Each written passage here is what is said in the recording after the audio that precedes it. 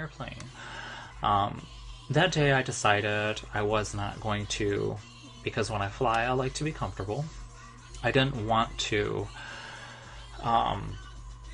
totally throw security officials as well as flight and boarding crews to a complete loop, because it would look really, really sketch if I was glammed up, even on my weekend look like this with, decent foundation, good makeup for the most part, and cute outfits and stuff like that. So I kind of, for lack of a better term, and not trying to ill speak about boys in general, but I'll just say for the more PC explanation of it, I boyed down my look by wearing makeup and doing that stuff, but I just put a baseball cap on and left my hair in a ponytail and wore a really easy comfort polo shirt that I wear from Under Armour. I had on my pink warm-up track pants and my navy Adidas NMDR ones.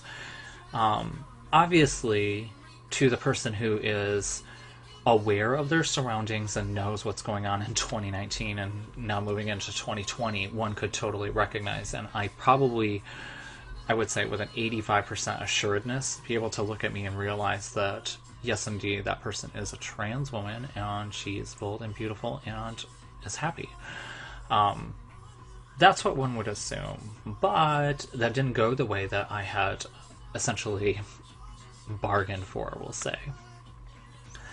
So I'm going through security, and we make it up to the screening system, and I learned some things by going through this and having this experience, which made me open my eyes just a little bit and maybe have a self-reflectional moment to realize that those things are just something we take for granted.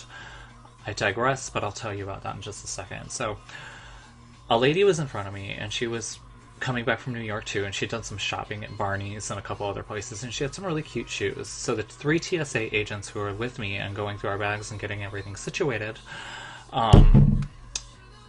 were putting things in the bins, and the lady pulls out her shopping bags, and she's got these beautiful shoes. So we start having this conversation back and forth, going back and forth. All 3 of the ladies, myself, this other passenger, were just glad handing it up about shoes and how uncomfortable certain heels can be, and if a break across the middle of your foot is a bitch, what does that mean for wearing them for 6 or 7 hours? Because honey, let me tell you something, you wear something with a high break and it doesn't cut across the top of your foot correctly, and you're on an arch at 3.5 inches, 8 hours in them bitches is not something you want to be caught doing. No way, no how. So anyways, we were having a nice conversation. All 3 ladies, all very, very, very accepting, totally supportive, great conversations, smiling, laughing, having a wonderful time. That passenger gets up and she gets waved through, and she's going through the over scanner, and then one to the left of it is the 360. So she gets up and they direct her to go through that one. I get up and they direct me to go through the 360, and I'm thinking, okay, fine, fantastic. So I step up in it, and I take my hat off and hold it up, and I put my hands up, and it scans, and it beeps like 3 or 4 times, and the gentleman on the other side, younger, probably new, looked like he was kind of fresh out of the whole TSA Academy where, I don't know if it's to protect and serve or something like that, but he definitely was really green. We'll just say that. So I step through, it scans and does its thing, beeps 3 times, and he says, I'm going to need you to come forward, we've got to do a pat down. And I'm thinking, okay, fine. So I step forward, and as I'm stepping forward and he's patting down, he pats down in the standard fashion. And if you've been through TSA, which most of everybody here has, or anybody who's watching has, it's pretty simplistic at best, is what I will tell you.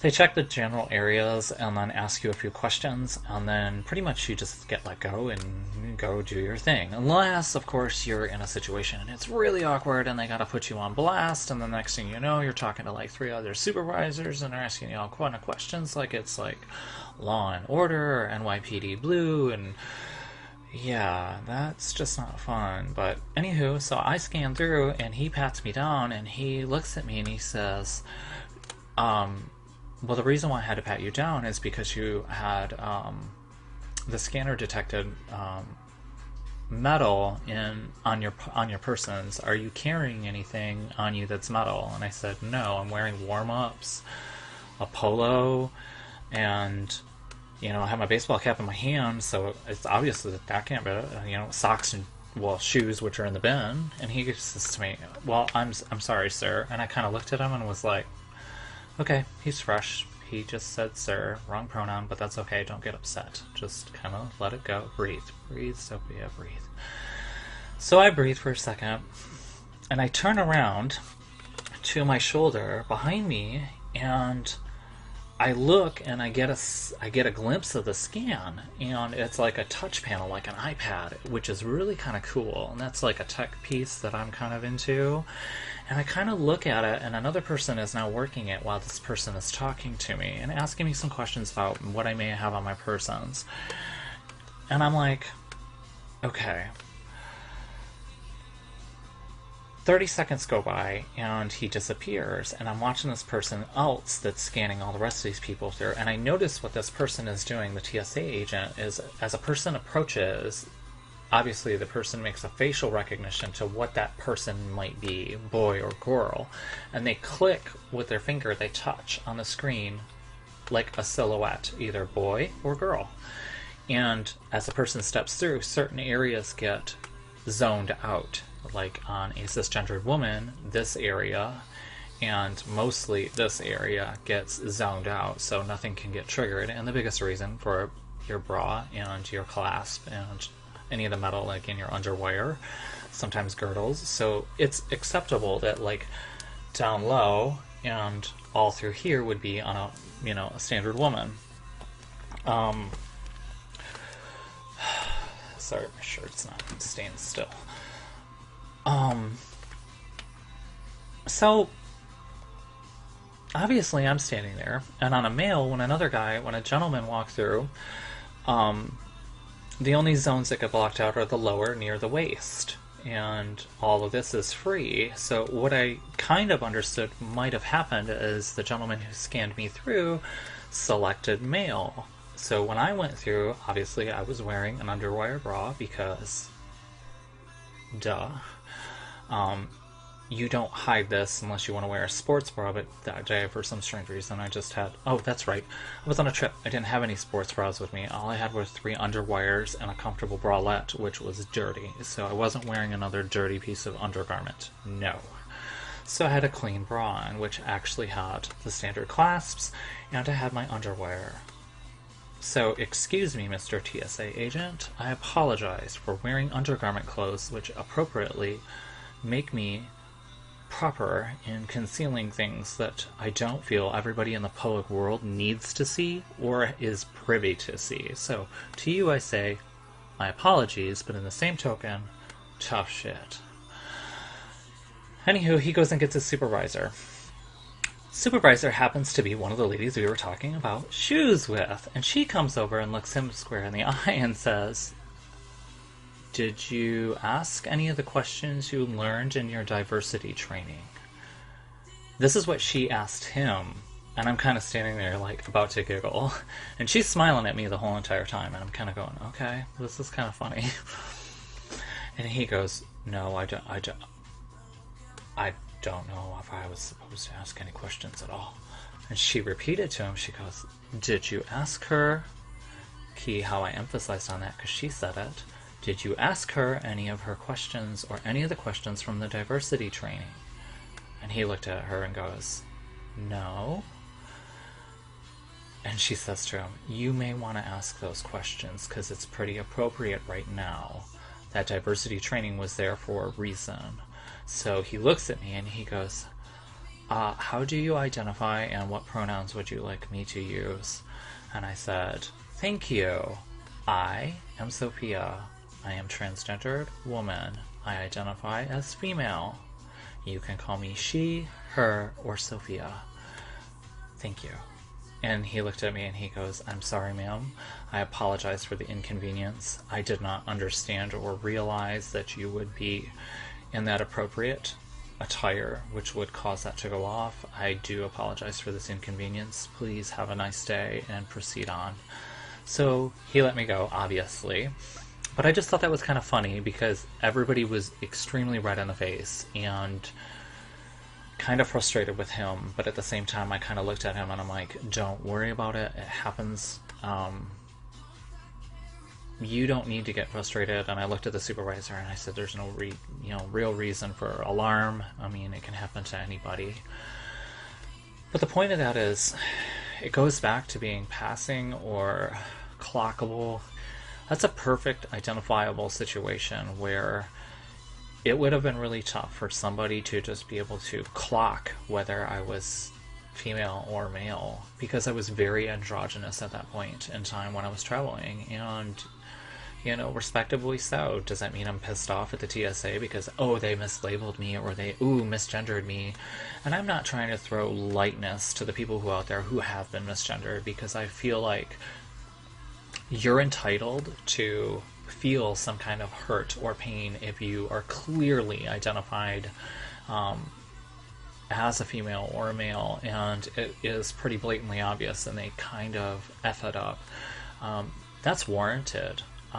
In these kind of situations, like for me, this experience was positive to me because I don't really let a lot of shit bug me or get under my skin.